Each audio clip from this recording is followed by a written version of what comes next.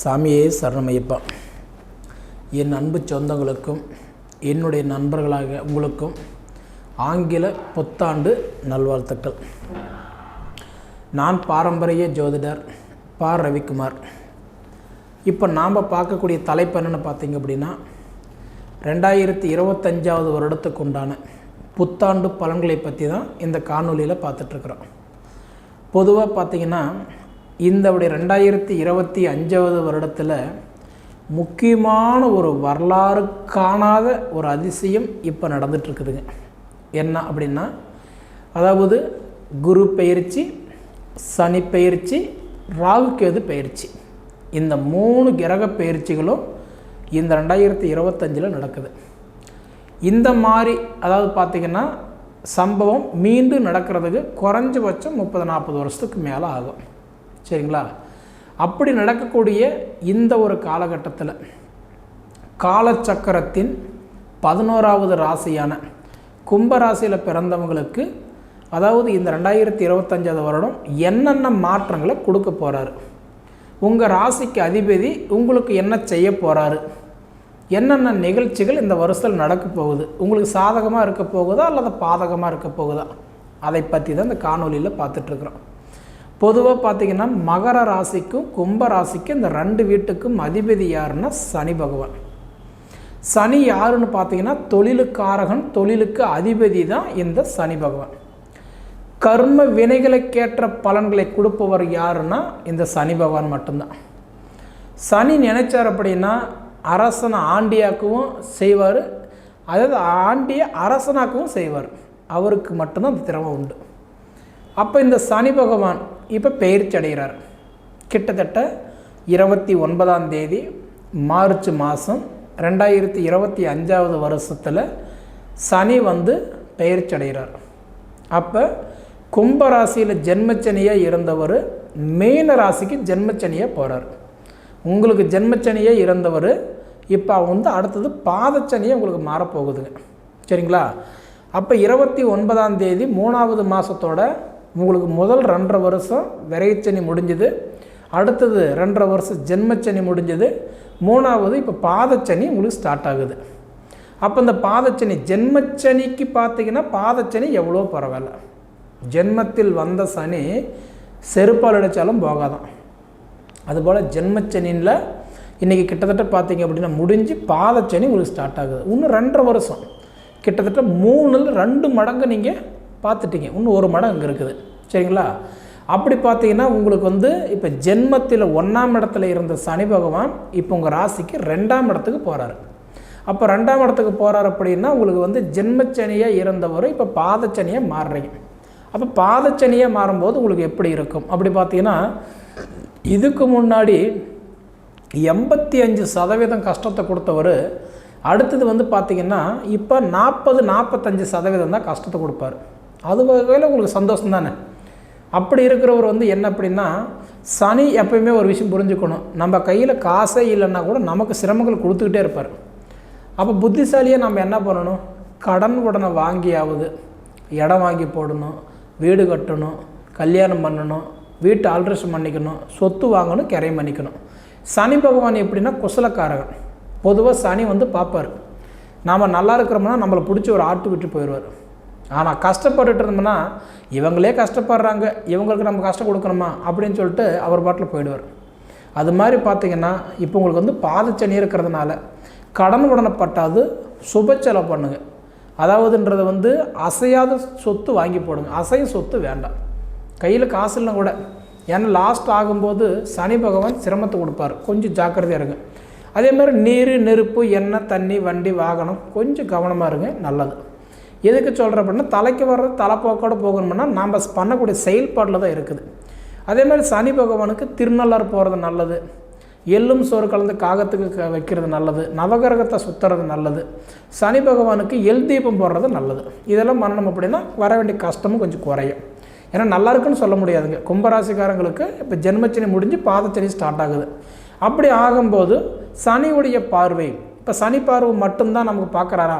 கிடையாது. ஏன்னா ஒரு விஷயம் நல்லா புரிஞ்சுக்கோங்க, இந்த உலகத்தில் ஆளக்கூடியது நவகிரகங்கள். அந்த நவகிரகத்தில் சனி மட்டும்தான் ஒரு கிரகன்றது கிடையாது. சனி வந்து ஒரு வீட்டிலிருந்து இன்னொரு வீட்டுக்கு மாறுறதுக்கு 2.5 வருஷம் டைம் எடுத்துக்குவார். சரிங்களா? ராகு கேது ஒரு வீட்டிலிருந்து இன்னொரு வீட்டுக்கு மாறுறதுக்கு 1.5 வருஷம் டைம் எடுத்துக்குவார். குரு பகவான் ஒரு வீட்டிலிருந்து இன்னொரு வீட்டுக்கு மாறுறதுக்கு 1 வருஷம் டைம் எடுத்துக்குவார். அப்படி பார்த்திங்கன்னா இப்போ வந்து இந்த கும்பராசியிலிருந்து மீன ராசிக்கு வந்து சனி போகிறார் அப்படின்னா 2 வருஷம் 2 மாதம் 5 நாள் அங்கே டைம் எடுத்துக்குவார், மீன ராசியில் இருந்து மேச ராசிக்கு மாறுறதுக்கு. சரிங்களா? அதே மாதிரி பார்த்திங்கன்னா இப்போ அந்த சனி பகவான் உங்களுக்கு மாறுறது நிச்சயமாக உங்களுக்கு ஒரு பலம்தான். சரிங்களா? அதே சமயத்தில் அடுத்தது குரு பயிற்சி ஆகிறார்.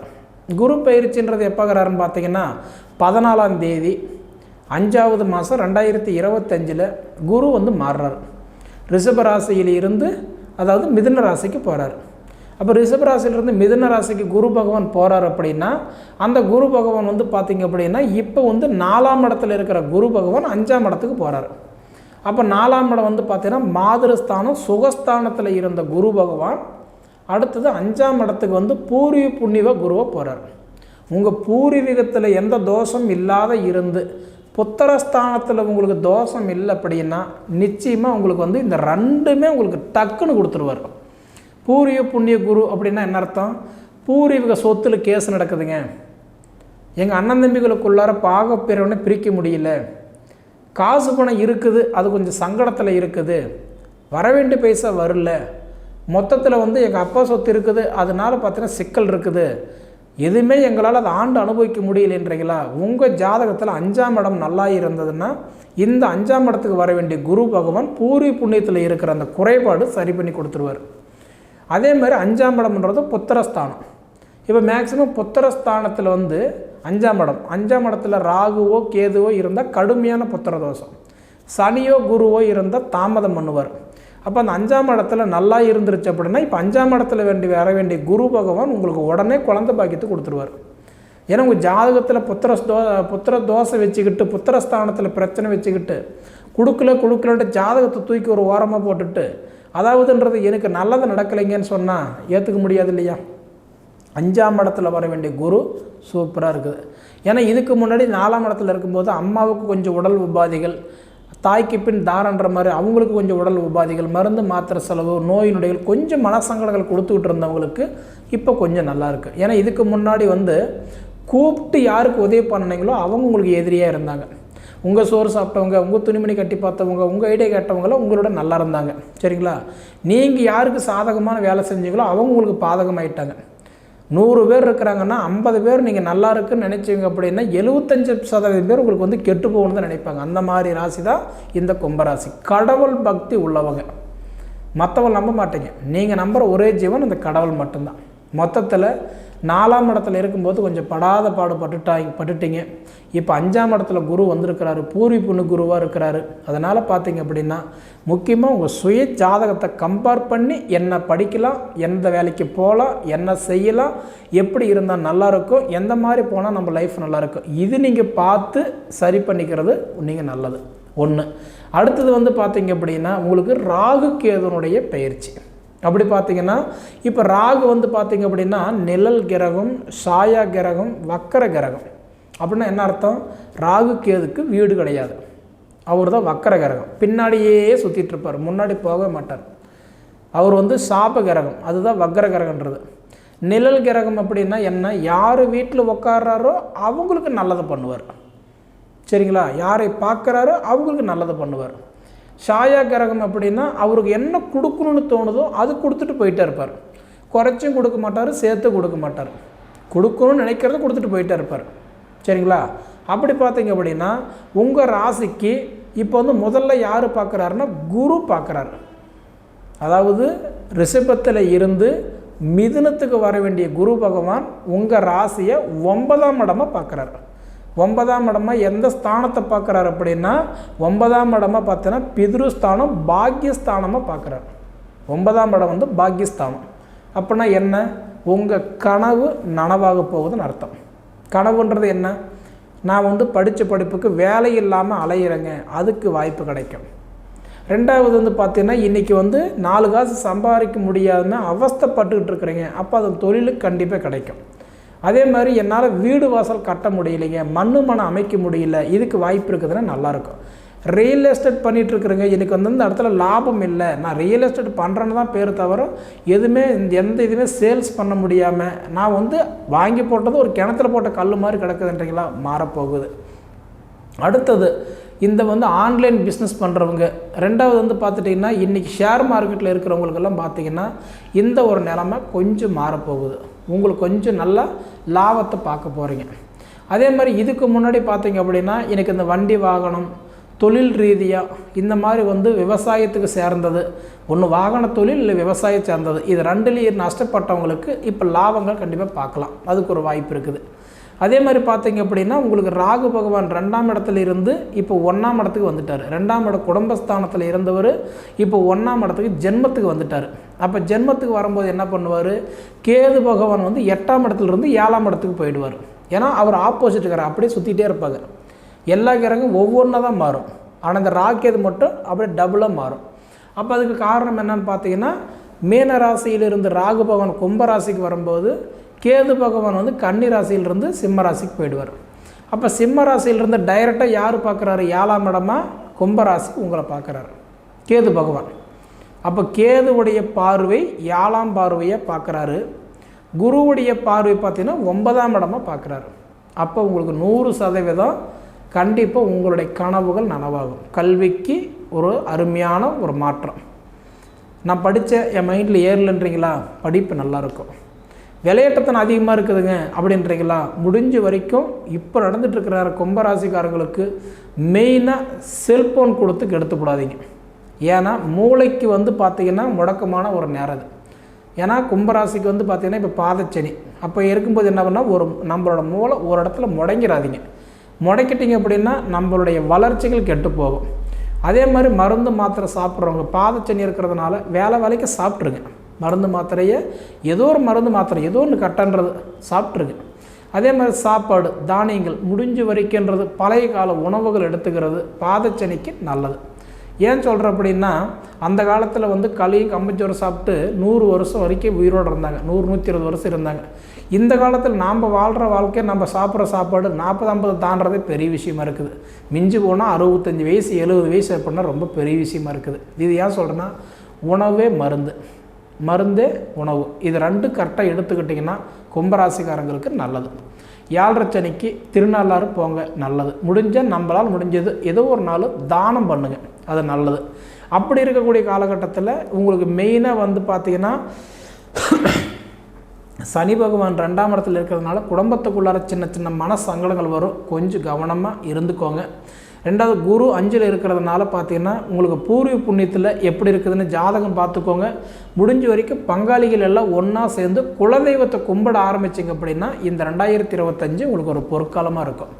ஏன்னா இது வரைக்கும் குலதெய்வம்ன்றது என்னென்னு தெரியாமல் இருப்பீங்க, தெரிஞ்சு கும்பிடாது இருப்பீங்க. ஏன்னா இன்றைக்கி நம்ம தேவைக்காக வேண்டி வெளிநாடு வெளியூர் வெளி மாநிலம் வெளிப்பயணம் மாறி போயிருப்போம், புரியுதுங்களா. நிறைய பேருக்கு பங்காளி தெரியறதில்ல, நிறைய பேருக்கு குலதெய்வம் தெரியறதில்ல, நிறைய பேர் அப்படியே போனால் கூட நாம் தனியாக கும்பிட்டுக்கலாம் போ அப்படின்னு நினைப்பீங்க. ஆனால் பூர்வீக புண்ணியஸ்தானத்தில் குரு வந்து உட்காந்ததுனால முடிஞ்ச வரைக்கும் பங்காளிகள் எல்லாம் ஒன்றா சேர்ந்து குலதெய்வத்தை எடுத்து கும்பிட்டு விபூதி இட்டுட்டு வந்தீங்க அப்படின்னா பூர்வீகத்தில் இருந்த முதல்ல அந்த சாபங்கள் சரியாகும். உங்களுக்கும் உண்டான ஒரு பாதை இந்த 2025 உங்களுக்கு காட்டி கொடுத்துரும், சரிங்களா. அதே சமயத்தில் வந்து பார்த்துட்டிங்க அப்படின்னா இன்றைக்கி வந்து தனக்காரகன் உங்களுக்கு வந்து யாருன்னு பார்த்தீங்கன்னா குரு பகவான், தனஸ்தானத்துக்கு அதிபதி குரு பகவான். நிச்சயமாக குரு பகவான் உங்களுக்கு நல்ல இடத்துல உட்காந்துருக்கிற வரைக்கும் நல்ல மாற்றத்தை கொடுத்துக்கிட்டே இருப்பார், சரிங்களா. அதே சமயத்தில் வந்து பார்த்துட்டிங்க அப்படின்னா இன்றைக்கி வந்து பார்த்துட்டிங்கன்னா குரு பகவான் கெட்ட இடத்துல எங்கே உட்கார்றோ அங்கே அதை வேலை செய்ய மாட்டார். இப்போ உதாரணம், அதாவது வந்து புத்திரஸ்தானத்தில் உட்காந்தாருன்னா புத்திர பாக்கியத்தை கொடுத்துருவார், திருமணஸ்தானத்தில் உட்காந்தாருன்னா திருமண யோகத்தை கொடுத்துருவார், ஆயுள் ஸ்தானத்தில் உட்காந்துட்டாருன்னா ஆயுள் வலுப்படுத்தி கொடுத்துருவார். அதே சமயத்தில் வந்து பார்த்துட்டிங்கன்னா கலஸ்தரஸ்தானத்தில் உட்காந்துட்டாருன்னா மாங்கலி தடையை நிவர்த்தியை மாங்கலித்து கொடுத்துருவார். இதையும் தாண்டி 11ஆம் இடம் லாபஸ்தானத்தில் உட்காந்துட்டார் அப்படின்னா செல்வங்கள் பெருக்கி கொடுத்துருவார், சரிங்களா. அவர் எந்த ஸ்தானத்தில் உட்காராரோ அதுக்கு தகுந்த பலன்களை கொடுத்துட்டு போயிட்டே இருப்பார் ஒன்று. அதே மாதிரி வந்து பார்த்தா தைரியஸ்தானத்துக்கு அதிபதி செவ்வாய், நம்மளோட தைரியமாக வேலை செய்யணுமோ அது காரணமே செவ்வாய் தான். அந்த செவ்வாய் பகவான் எங்கே இருக்கிறார், தைரியஸ்தானத்தில் இருந்தால் நமக்கு நல்ல தைரியத்தை கொடுத்துருவார். புத்திர பாக்கியத்தை கொடுத்தாருன்னா புத்திர பாக்கியத்தை கொடுத்துருவார். அதை விட பார்த்துட்டு அப்படின்னா ஆயுள் ஸ்தானத்தில் உட்காந்தாருன்னா ஆயுள் ஸ்தானத்தை நல்லா கொடுத்துருவார். அவர் எந்த ஸ்தானத்தில் உட்காரார் அது பாருங்கள். அடுத்தது வந்து பார்த்திங்க அப்படின்னா புத்திரக்காரகன், புத்திரஸ்தானத்துக்கு அதிபதி புதன், அறிவுக்காரகன், புத்திக்காரகன், ஞானக்காரகன் சொல்லக்கூடிய புதன் பகவானே உங்களுக்கு புத்திரஸ்தானத்துக்கு அதிபதியாக இருக்கிறாங்க. அப்படின்னா நிச்சயமாக நீங்கள் 6 அடி பாய்ஞ்சிங்கன்னா உங்கள் பிள்ளைக்கு 16 அடி பாய்வாங்க. அந்த மாதிரி ஒரு யோகம் உள்ளவங்களாக இருப்பாங்க. முன்னோர்கள் சொல்லுவாங்க வால் ஒன்றுதான் இப்போ இல்லை அப்படின்னு சொல்லக்கூடிய அளவுக்கு இருப்பாங்க. நிச்சயமாக உங்களுக்கு புத்திரஸ்தானத்துக்கு நீங்கள் வாழ்கிற வாழ்க்கை, நீங்கள் பட்ட கஷ்டம் உங்கள் பிள்ளைங்க படமாட்டாங்க. அந்த லெவலில் உங்களுக்கு புத்திரஸ்தானத்துக்கு அதிபதியே புதன் பகவானாக இருக்கிறதுனால கண்டிப்பாக உங்களுக்கு பிள்ளைங்களை பற்றி நீங்கள் கவலைப்பட வேண்டியது இல்லை. அவங்க ஜாதகத்தில் மாறி இருந்தால் இருக்கலாம், ஆனால் உங்களுக்கு புத்திரஸ்தானத்துக்கு அதிபதியே புதனாக இருக்கிறதுனால நிச்சயம் பரவாயில்லை. அடுத்தது பார்த்தீங்கன்னா கலஸ்தரஸ்தானத்துக்கு அதிபதி சூரியன் ஒளிகிரகமாக இருக்கிறதுனால உங்கள் ஜாதகம் சுத்தமாக இருக்கிறதுன்னு பார்த்துக்கோங்க. தாரதோஷமோ செவ்வாதோஷமோ நாகதோஷமோ இருந்ததுன்னா அதனால கொடுத்தாலும் தடையாகிறதுக்கு கண்டிப்பாக வாய்ப்பு இருக்குது. இருந்தாலும் இந்த 2025 இந்த 3 கிரக பயிற்சிகள், இதை நான் ஏன் சொல்கிறேன்னா ஒவ்வொரு ஸ்தானத்துக்குமே அந்தந்த இடத்துல எங்கே உக்காடுறாரோ அந்த இடத்துக்கு தகுந்தவர் போல் தான் பலன்கள் கொடுப்பார். சரிங்களா?